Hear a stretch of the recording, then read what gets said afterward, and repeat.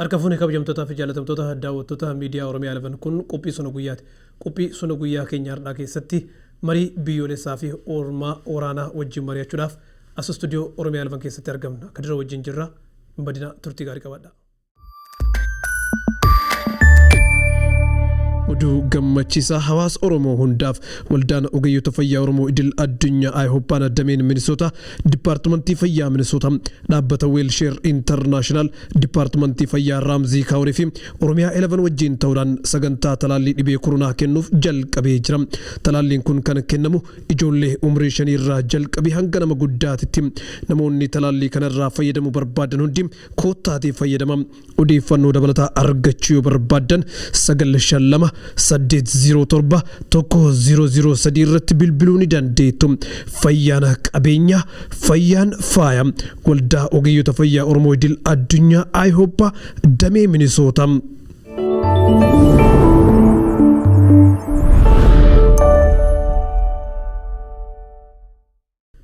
Meegara marii keenya har'aatitti haa deemnuti.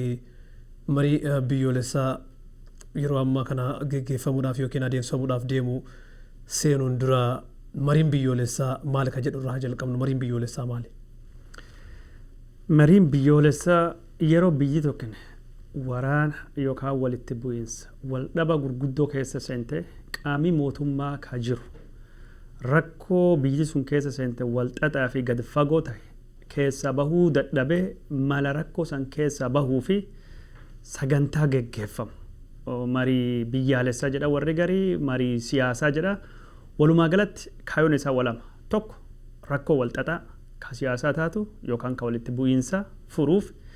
Lama qaamii mootummaa rakkoo kan furuu waan dadhabeef yookaan ammoo qaama rakkoo kana waan ta'eef qaama walabaa ka rakkoo kan keessa biyya baasee durattuu furguggeessuu yookaan ceesisuu danda'a. Qaama waan kan hojjetu adeemsa waan kan jechuun fala dhahuu jechuudha. Marii biyyaalessaa jechuun gabaabumatti yookaan marii siyaasaa jechuudha. Mariin kun maaf barbaachisaa? Namni marii kana qaamni yookiin marii kana geggeessuu danda'u eenyu?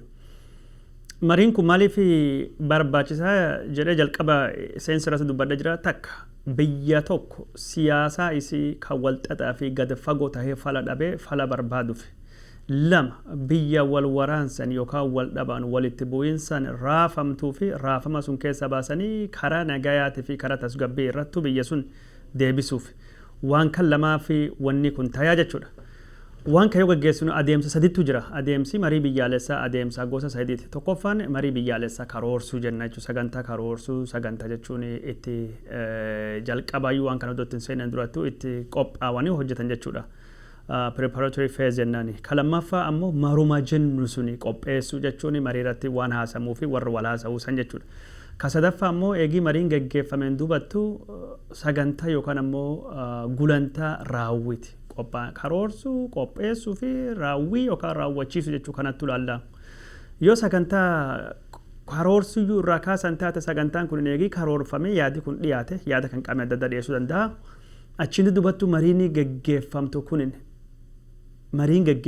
akkuma duratti dubbaddetti qaamii mootummaa idilee ta'u rakkoon biitii keessa seente ka waraanaa yookaan ammoo rakkoon biitii keessa jirtu ka waldhaba siyaasaa keessa bahuu waan dadhabeef qaamii amanama ta'uu dandayu marii gaggeessa jechuudha.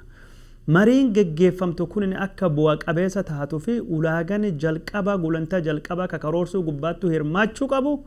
Mariin kun haga danda'ame qaama biyya san keessa jiru kadhimmi siyaasaa biyya suni kadhimmi hawaasummaa dinagdee biyya suni na ilaalaa yookaan na millata jiru hundaayyuu hirmaachisuu danda'u jechuudha. Kanaaf yeroo hedduu all inclusive national dialogue jedhama jechuun marii biyyaalessaa ta'e marii biyyaalessaa ka hundaa hirmaachisuu fi hundaa hammatu jechuudha. Ka hundaa hirmaachisuu fi hundaa hammatu jechuun tokko wal waraansi biitii keessa bahuu dadhabde keessa biyya baasuu waan ta'eef qaamii waraan irra jirulleen hidhatee ka qawweedhaan socho'u ka bosona jiru qaamii sulleen hirmaachuu danda'u qaba. Fakkeenya Itoophiyaa kaasne warra Tigraayitii fi waraana bilisummaa Oromootii fi warra Gaambeellaa fi Benishaangul Gumuzii Agoo ka jedhamanii fi Sidaaman Ogaaden hundinuu hirmaachuu danda'u qabanii jechuudha. Kalammaffaa ammoo warra ilaalcha faallaa mootummaa qabanii hunda isaanuu hirmaachisuu danda'uudha jechuudha. qaamii mootummaa hin geggeessu waan kana qaama mootummaati ala ta'etu geggeessu qaba wanni nu jennuu fi qaamii mootummaa tokkoffaa fudhatama dhabee jira ija uummataatiin lammaffaa rakkoo kan furuu fi dandeettii hin qabu sadaffaa qaamni mootummaa kun ammoo hunda hin hirmaachisne hunda hin hammachiisne ta'uu danda'a jechuun fakkeenyaaf paarlaamaa biyya fudhattu harki guddaan warra mootummaatti mo'ate kanaaf qaamii marii kan geggeessu akka mariin kun hunda hirmaachisaa fi hunda hirmaataa ta'uu danda'u rakkooleen biyya suni hundiyyuu teessoo yookaan ammoo minjaala marii irratti dhuftee akka irrattuu mari'atamtu ballachuu danda'a jechuudha. Kanatti ta'uu qaba jechuudha. Yeroo ammaa kana Itoophiyaan marii biyyoolessaa geggeessuudhaaf sa'aatii gahaa qabdi akka ilaalchi namoota tokko tokko jedhutti hulaan marii biyyoolessaatu cufamee jira waraanni gara xumuraatti deemutti jira. Kanaaf mariin biyyoolessaa dhaabota siyaasaa hunda hin ammanne akkamiin geggeeffamuu danda'a akkuma namni hundi beeku dhaabonni siyaasaa gariin filannoo keessaa dhiibamanii bahanii jiranii osoo isaan kanneen qaamota mormitootaa hin ammatin mariin biyyoolessaa jedhamuu danda'a geggeeffamuus danda'a. Gaafin marii biyyaalessaa aduun itti dhiitee jirti mootummaan kun gaafii kana geggeessuu danda'a jettu gaafin kun xiqqoo gaafii falmisiiftu. Maal jennaan mariin biyyaalessaa kaayoon inni geggeeffamuuf yeroo hundaayyuu tokko biyya rakkoo keessaa baasuu fi lama nagaa buusuu fi waliigaltee siyaasaa irra dhaqqabuuf. Kanaafuu nagaa buusuuf silaa mariin godham yeroo kamiyyuu araara fiduu fi mariin godham yeroo kamiyyuu biyya karaa nagayaattuu qajeelchuu fi guddinaa fi badhaadhina fiduu fi mariin godham akka yaadattu aduun ittiin dhiitu jechuudha. Garuu warri mootummaa kaawwan kana godha. Dhugumaanuu kaayoo warra marii jedhame kanaan bu'aa barbaadame kan nagaa buusuu ka araaraa buusuu bu'aa barbaadame ka tasgabbii fidu moo aangoo dheereffachuu fi jechuun gadaa bulchiinsa dheereffachuu fi aangoo hagi dandahee irratti uf jajjabeessuu fi yookaan ammoo power consolidation kan ittiin jennu jechuun aangoo harkisaa keessa bayaa jirtu harkisa jalatti deeffatee falmitoota balleessuu fi qaama ittiin walolaa jiru to'achuu fi kaayoo yeroo bitachuu fi godhachuu danda'a ka jedhamutu gaafatama.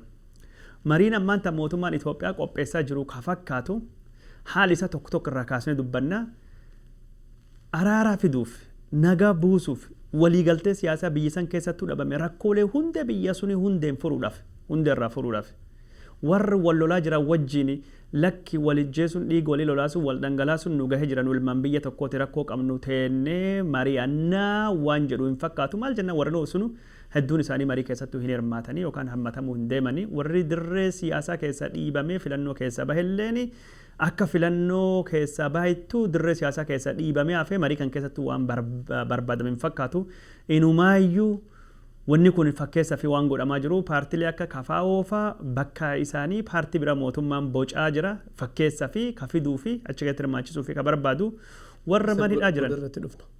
Warra manidhaa jiranillee manidhaa keessaa baasee marii wajjin godhatee rakkoo siyaasatti hidha kan kafide rakkoo siyaasaa karaa siyaasaa ka qaroomina qabu ka ijjecha hin qabne walidhuu biyya wal baasuu hin qabnu ni furanna waan jedhu mootummaan ammaan tanattu qabaachaa hin jiru.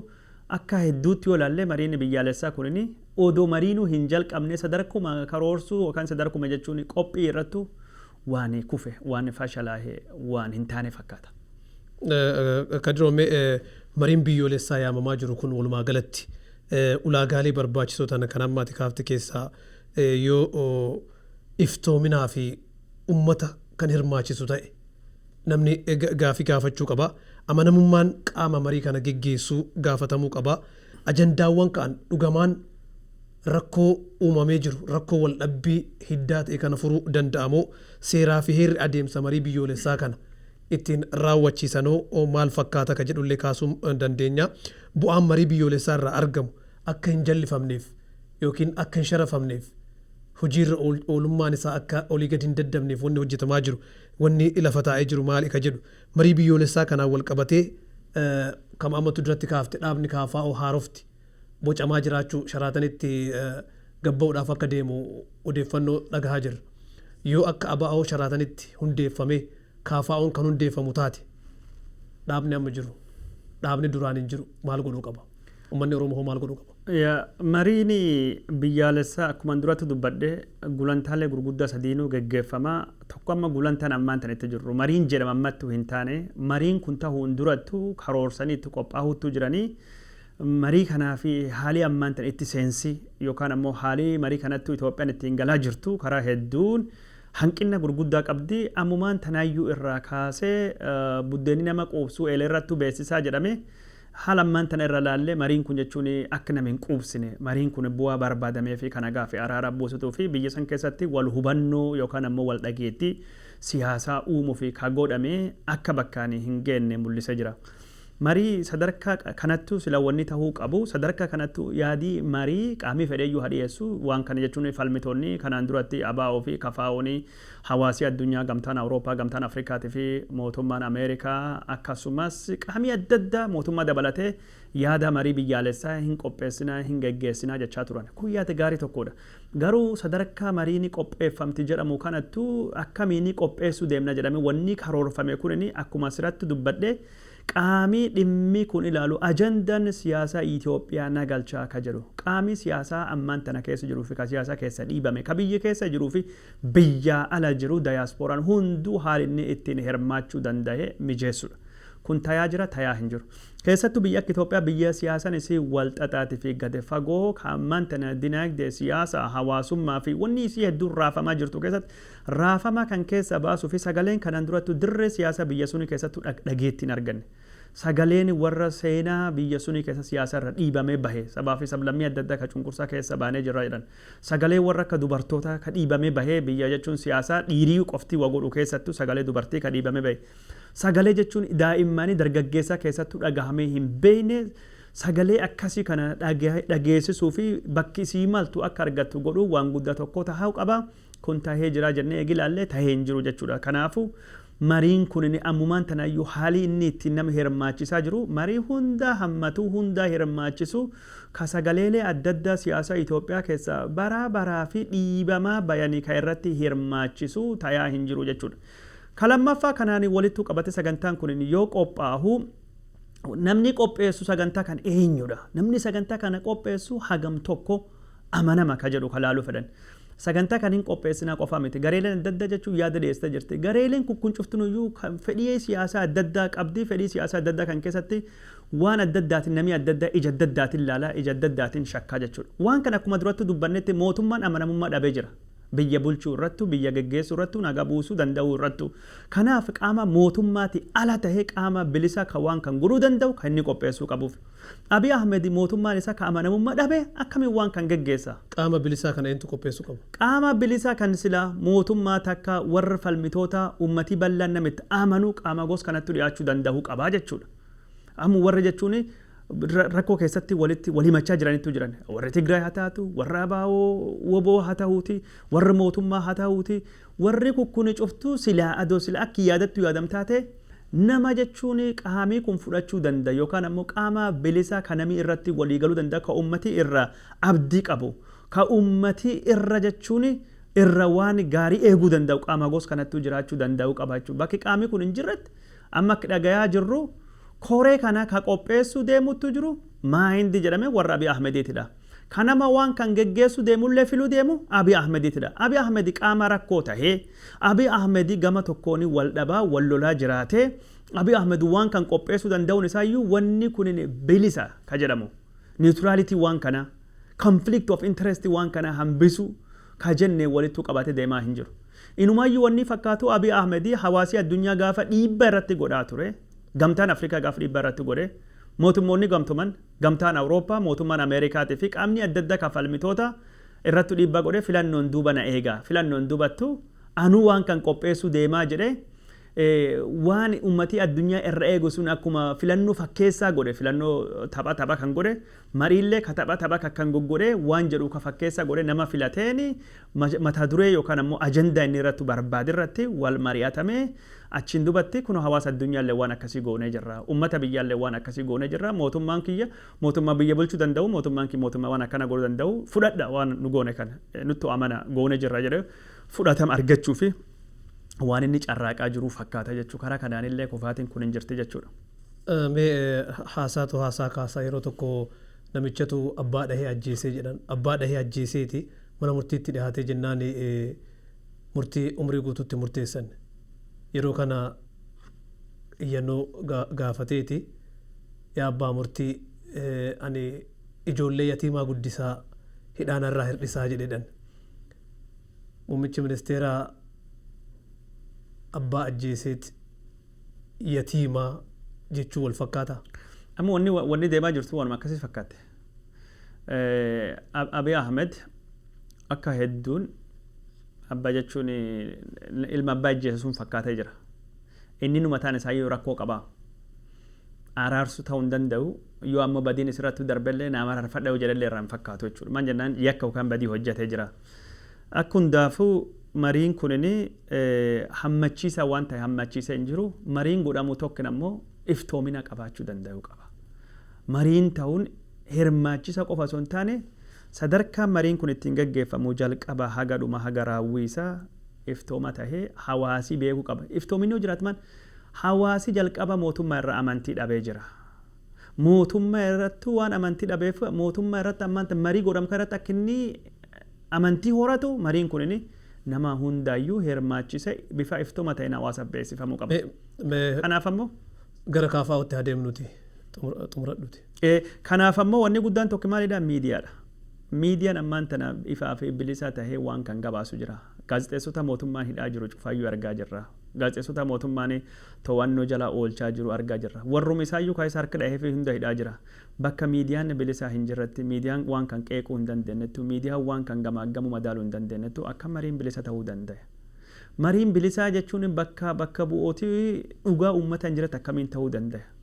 Mariin bilisaa kun ammaan tana kun bifa hedduu waan ta'aa jirtu hin fakkaattu. Marii bilisa jechuun marii rakkoolee walxaxaa gadi fagoo biyya tokko cancana biyya tokko sakaalee hidhee duratti deemuu dhowwuu keessa bahuutiif godhama. Rakkoon Itoophiyaa guddoon tokko maalidha? Rakkoo sirna nafxanyaatidha. Ammaan tana rakkoon guddoon biyyi sun maali? Rakkoo sirna nafxanyaa kan mootummaan Abiy Ahmediitiif Daani'el Kibret deebisuu barbaadudha.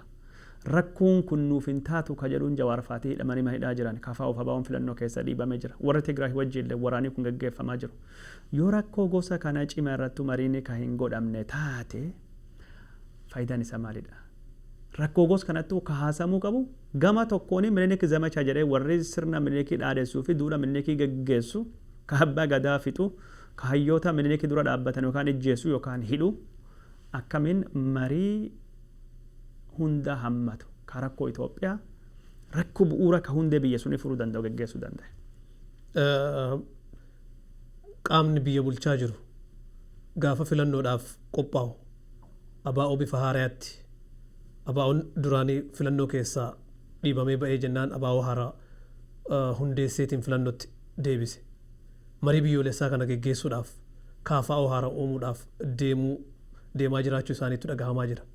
Yoo kaafaa'oon haarofti uumame uummanni Oromoo maal godhuu qaba? Gama seeraatiin yoo kaafaa'oon duraan hin jiru maal godhuu danda'a? Ammallee rakkoon bakkuma dura irra kaanitti deebinee jirra. Mariin biyyaalessaa dhugumaan mootummaan godhuu barbaadu taanaan rakkoo biyya sunii hundeerraa kaasee qoratamtee fallii akka dhufee biyyiti sun rakkoo keessa seente irraa durattuu akka deemtu sanirra guddattee akka durattuu deemtu yoo barbaadame qaamii biyya suni dhimmi sana ilaala jedhu cufaayyuu hirmaachisuu danda'uu qaba. Abaa'oo, kafaa'oo, dhaabbilee hundaayyuu dabalatee ilaallee. Waan gos kanaan dura mootummaan godhee carraaqee ture. Rakkoon kanaan dura filannoo bara 2005 duubattuu godhamee ka paartii kafaa'oo yeroo sanitti maqaan isii koongireesii biyyaalessa Oromoo jedhama Mararaa Guddinaafaa Tolosaan Faatii, Tolosaa Tasfaayee Faatii namni ammaan tana jechuun aangoo qabeessi mootummaa Biltsiginnaa Kataakkala Uumaa Faatii jedhamu warri akkana kukkunini ka ammaan tana Ihaadigi caalayyuu Biltsiginnaa nama hunda caala nutti qulqullu maali jedhanii paartii biyyaalessa koongireesii biyyaalessa Oromoo diiganii irraa bayan. Bu'aa buusa jira. Bu'aa waan takka hin buusne. Warrallee uummata biratti fudhatama hin argachiifne. Araaraa fi wanni barbaadam tokkollee hin dhufne. Sagalee uummata filamaniif isallee bakka bu'ullee hin dandeenye. Warri sulleen akka galtuuttu yaalamanii akka gantuuttu yaalamanii tuffatamanii jiran.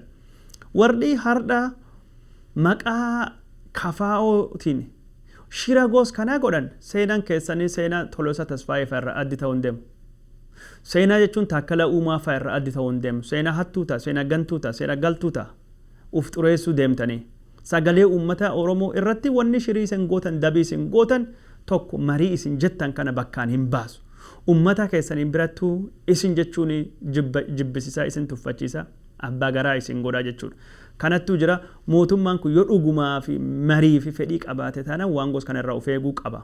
Kaan ammoo gaafa koongireesiin biyyaalessa Oromoo akkas tahee mana murtii san hundaanuu yaadanii laalanii dadhaban.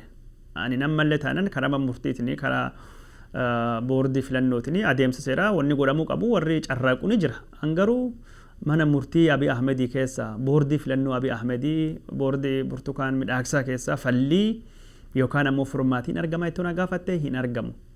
Oromoon waa takka beekuu qaba. Mootummaan kun mariin biyyaalessaa inni yaadullee marii biyyaalessaa kan dhugaati miti. Mariin biyyaalessaa kan inni godhu jedhullee shiraa daba siyaasatiidhaaf kan godhamudha. Aangoo mootummaa Abiy Ahmedii aangoo irratti cimsuudha.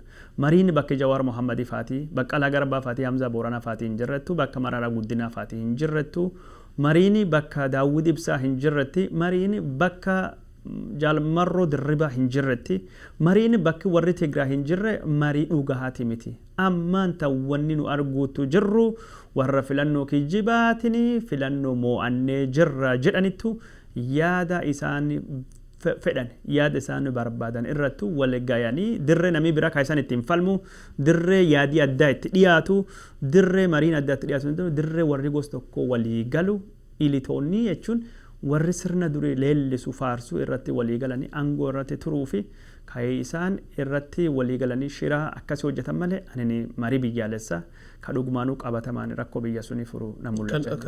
Kanumaan wal qabateetiin dhiheenya kana miidiyaaleen waa'ee fiinxaleeyyummaa naannoo Amaaraa leellisan kunniin waan baasantu jira. Rakkinni guddaan biyya sanii mootummaa naannoo Oromiyaati jedhan. Mootummaan naannoon Oromiyaa iddoo 10tti addaan cicciramuu qaba yaada jedhu miidiyaa irratti afarsaa jiran.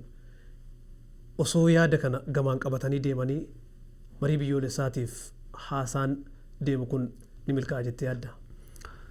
Milkaa'u. Ani akki yaadattu yoo warri Amaaraa Oromiyaan nu hadiigamu yookaan sirni federeeshinii kan ammaan tana jiru kunin bakka nu hin bu'u. Sirni federeeshinii kun sirna sobaati yookaan ammoo Itoophiyaa dullatti sirna duriitti nu hadeebisnu jedhanii sadarkaa gulantaa marii irrattu sayyaada sun fidanii rakkoo waan tokko natti mul'attu. Rakkoon kan inni jiru warri yaada kan balaaleffatu warri yaada kan faallaa dhaabbatu. Kunillee yaada Itoophiyaa keessa jiru keessa tokko yaadi warri kunaas yaada Itoophiyaa keessa jiru jedhamnu cuftu yaadi sabaa fi sablammoota yaadi warra federeeshinii yaadi warra konfedereeshinii yoo yaadi warra ka Oromiyaan nu hadiigamtu jedhan yaadi Itoophiyaan hadiigamtu warri jedhu cuftunuyyuu bakka tokkotti waliin argamu yaadi harka nama wayyaba argate harka baay'ee argate mo'achuu qabaadha. Anamma jechuun warri ammaan tana marii biyyaalessaa geggeessu jedhu kun rakkoo Itoophiyaa wal xaxaa taate furuu miti rakkoo mataa isaanii rakkoo keessooyyuu furachuu hin danda'an.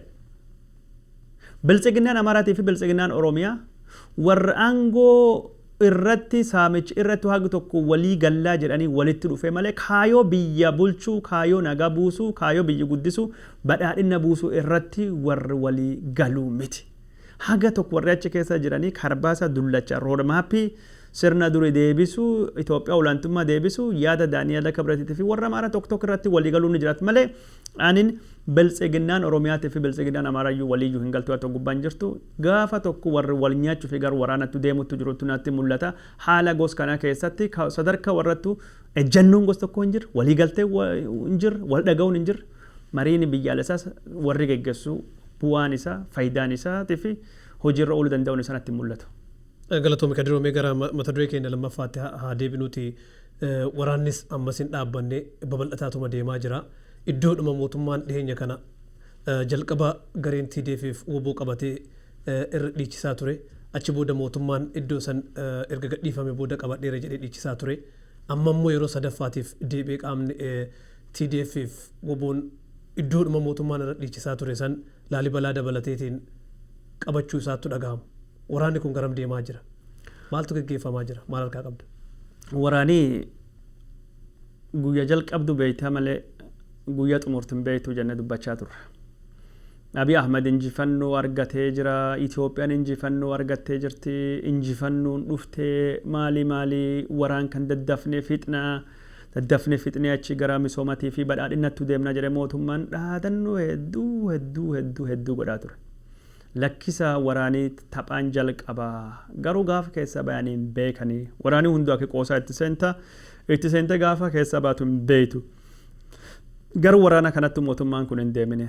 Rakkoon siyaasaa akka biyya tokko mariin furachuu qabdi, walaasaawwan furachuu qabdi. Rakkoon biyya tokko minjaala siyaasaa irratti walitti dhufanii wal dhagahuun, waliin falmuun, waliin mormuun yaada wal dhabuun yaadanne wal loluun mo'atamtii furamtii malee dirree siyaasaa gubbaa dhiig walii dhangalaasuun lolaasuun qabeenya barbadeessuun mancaasuun achiin duubatti waan injifadhe jedhanii qoma dhaawachuudhaan laphee dhaawachuudhaan wanni akkasittuu keessa baan hin jirtu jennee mootummaa kana namni hedduun qaamni jechuun hawaasa addunyaallee xiinxaltoonni ammaan ta'anii hidhamanii jiranii kagoos Jawaar Mohammadii faallee mootummaa kan gorsaa turan. Kalee warri biltsiginnaa waraan kan waan mo'atan se'anii injifanne jedhanii labsaa turan. Suniin duratti warri Tigraay illeen kunoo gammoojjii keessa dhufneef shawaroobitiin baane finfinneettu seennaa jedhanii warrillee waa wanni jedhan se'an. Waraanii kun jechuun ammaantan akka haada hirkisuu tahee jira dhaabbachuutu hin jiru. Warri mootummaa Itoophiyaa bakki isaan qabannee jirraa jedhanii magaala Laallibalaa qabannee magaala seenaa qabeetti jiddu galeessa turizimii qaroomina agwoo sunii bakka sanittuu ayyaana waggaa ka Itoophiyaa kabaju deemna ayyaana gannaa kabajne namni dhufe nu daawwatu mootummaan sagantaa addaa qopheessee jira jedhe dubbate. Mootummaan torbaan lama lafa sun qabatee bulchuu hin dandeenye dhufanii waraana 80,000 olii barbadeessine to'annee jirra jedha warri Tigraay ammaan ta'uu dhaatan. Magaalota akka Gaashanaatiif Falaaqeetiif magaalota hedduu qabannee jirra jechaa jiran. Sun qofa osoo hin taane bakka mootummaan Abiy Ahmedii qabadhee jira jedhu keessattuu mootummaan Abiy Ahmedii faannoo jedhee garee shiftoota saamtota ijoollee hattoota qawweetti qoode to'achuu hin beekne qawweetti qoode ijoolleen sun ammaan tana to'annoo mootummaatii jala baate har'a magaalaa Daseetii fi magaalaa Kombolchaa keessattuu ajjeecha nama fayyaaleeyyiitii fi saamichi wanni jiru yoo ati fudhattu magaalii kun akkuma magaalaa Mogadishootii fi Baagdaad saamichaan godhanii jiran mancaasanii jiran. Karaa tokkoon lafa mootummaan Abiy Ahmed bilisoomsee jiru keessatti hattuun gurmooftee jirti, maafiyaan gurmooftee jirti, shiftaan gurmaa'ee jira, saamichi gurmaa'ee jira. Uummata Walloo, uummata Amaaratii miti akka waan diinayyuu hin goone godhaa jiran. Ijoollee Walloo kalee nu Amaara ofiin jechaa turte, diina kenna kabirallee har'a addaan baafannee jirra, nu Amaara of seene nu Amaara miti jedhanii jiran. Qabeenyi Walloo magaalota Walloo, Dasee, Kombolchaa fi magaala dadda keessa fe'amee gara Gondarii fi Gojjamii geeffamaa jira. Kan hundaa kan geggeessaa jiru faannoo Amaaraa kan ittiin jedhamu. Kanaaf karaa warra Tigraayitiin wanni nu argaa jirru, karaa warra lafa bilisoomtedhanii wanni faannoon taayaa jiruuf godhaa jiru wanni nu argaa jirru, karaa Oromiyaa dhihaatiif jiddu galeessa woboo wanni nu argaa jirru mootummaan Abiy Ahmedii waraana kana keessa bahuu fi karoora hin qabu. Carraan tokkichis laka waraan kan keessa ittiin bahuu danda'u marii hunda hammatu marii siyaasaa ka biyya suni geggeessudha. Marii biyyaalessaa kan ittiin warri jedhan kun national dialogue. Sunillee godhaa hin jiru, dirree waraanillee to'annechaa hin jiru. Amma wanni nu dhaga'uu deemnu waan nama gaddisa ta'uu deema. Torbaan kana nutti akkan fixee lafa kan bakka kan qabannee bakka kana immoo abaluun qabatee ummatii kuma agasii dhumee ummatii agasii ijjeefamee qabeenyi mancaafamee ummatii buqqaafamee guyyaa guyyaan kan dhaga'uu deemna. Kun ammoo abbaan fedhe angaara kan qabadhee tulluu kan qabadhee ani injifadhe jedha labsatu malee Itoophiyaa fi kufaatidha. Injifannoo warra Tigraay illeen Itoophiyaa fi kufaati ansitti hima. Injifannoo mootummaan Abiy Ahmedii argannu jedhu illeen Itoophiyaa fi kufaati. Maal jennaan lubbuun uummata nagaatiif warra wal lolu meeqa dhumate. Qabeenyi biyya meeqa qisaasamee barbadaa'ee ummati kuma agamee buqqa'ee injifannoon dhuftu siyaasaa fi injifannoo jechuu dandeetti malee walumaa galattu yoo ati laaltu kufaatidha. Long term wanni akkasii kunin miidhaa malee faayidaa uumaatu hin qabu. Mee achuma keessaa osoo hin bahin waraanuma kana keessatti yeroo hedduu faannoon gama tokkoon naannoo Oromiyaa dhaqee nama ajjeesuu saamicha geggeessuu gama biraatiin immoo lolarra jiraachuutu himama. Dhuguma faannoon dirree waraanaatti front line irra jiraateetiin lolaa jiramoo dugda duubaan taa'eetiin injifannoowwan argamu booda saamicha geggeessaa jira. Faannoon dirree waraana gubbaatti garee loluu miti. Waraanii dhagahame jennaan warra meeshaa guurratee baqatu. Warra jechuun warri waliin qoosanii jiru warra faannootii fi waraana akka baqatan maqaan isaanii itti yaaman Haayilee jedhan. Yoo fiiguu jalqabe faannoo wanni dhaabaa hin jiru. namni yeroo gara yeroo olompikii Itoophiyaan akka gaarii meedaaliyaan argatin suma faannoon erginii fedhanii qoosaa turan. Faannoon qaama gosa kanaati. Qaama lolee mo'atee injifatee waraan keessatti hirmaatu osoo hin taane qaama duuba waraana ta'ee ijoollee sabaa fi sablammii ka waraana gubbaattuu hirmaattu miidhu yoo isaan ka baqatan yookaan duubattuu deebi'an taatu ka ijjeesu jechuudha. Gara biraatiin ammoo faannoo waliin ittiin beekametu jira akkuma aadaa amaaraa walumaa galattu. Yoo saamichi jiraatee saamudha. Yaabbaatii bees zarraf abra ziraf warra jedhu.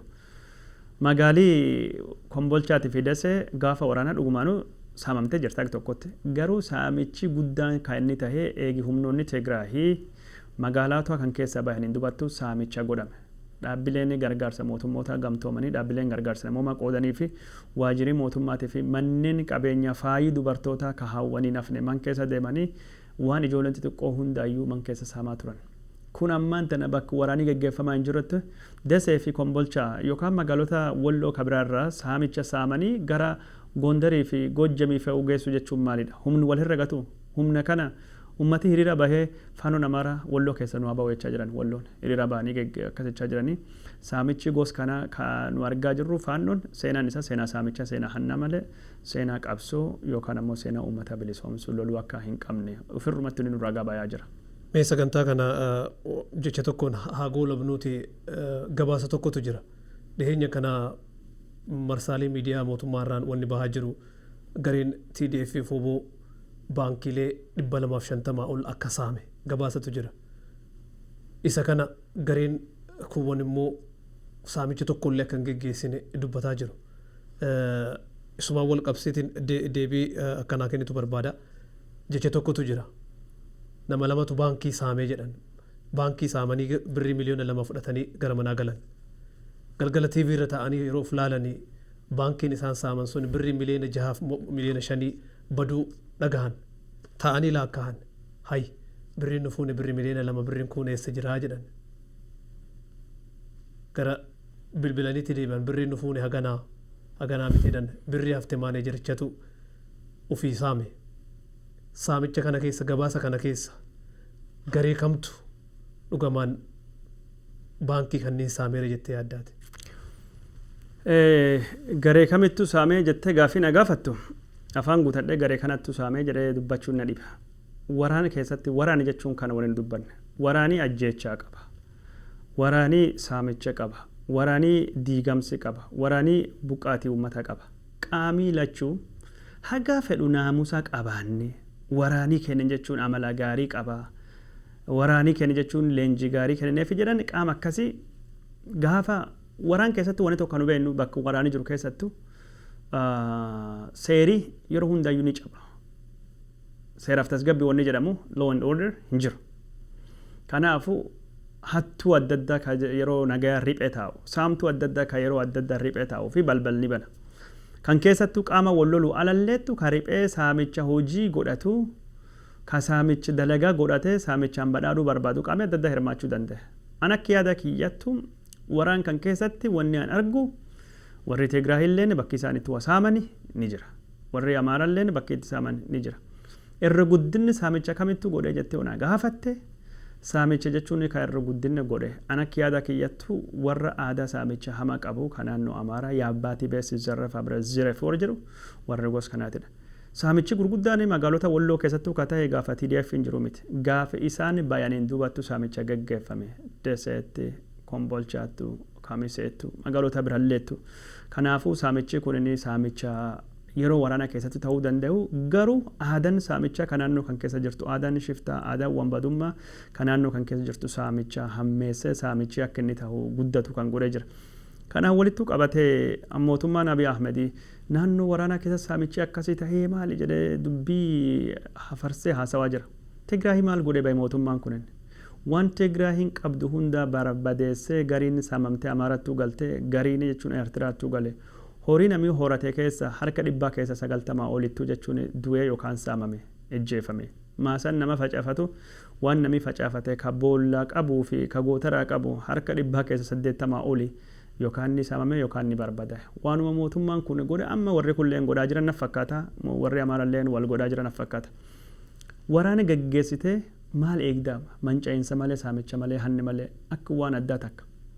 Awwan ajaa'ibtu waggaa 24 warri Tigraay nu bulchi naannoon Amaaraa hin guddanne yuunivarsiitiin hin ijaaramne manni barumsaa hin taane misooma waan tokko hin qabnu Amaaraa dubattuu hambisan jedhanii ammaan tana waggaa 27 wanni nu ijaarranne akkas goone wanni misoomii badee jira jedhan yoo hin ijaaramne taate misoomii sun eessa dhufe ammu waggaa 27 wanni ta'ee jechuun badee 30 dubattuu deebina jedhan misoomii jalqaba hin taane jedhan misoomii akka inni jiru akka wal saamaa jiran isaan ragaa irratti bayaa jiranii haal waraanaa keessatti saamichi waanuma jiruuti kanaaf waraani dhaabbatu malee saamichi itti fufaa kanu jennu galatoom sagantaa keenya kan manaa goolabnu ayyee ulfaadhu egaan kabajamtoota daawwattoota miidiyaa Oromiyaa 11 sagantaan sona guyyaa keenya hardhaa kanumaan goolabama mariin hardhaaf geggeessaa turre kanuma sona guyyaa biraatiin hanga walitti deebinuuf nagaannuuf jiraadha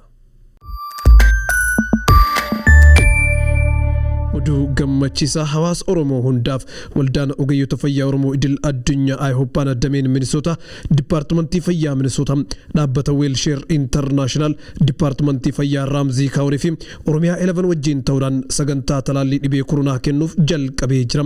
Talaalliin kun kan kennamu ijoollee umrii 5 irraa jalqabee hanga nama guddaatitti namoonni talaallii kanarraa fayyadamuu barbaadan hundi koottaatee fayyadama. Odeeffannoo dabalataa argachuu yoo barbaadan 952 807 100 irratti bilbiluu ni dandeettu. Fayyaan qabeenya fayyaan faaya waldaa ogeeyyota fayyaa Oromoo idil addunyaa Ayihooppaa damee Minisoota.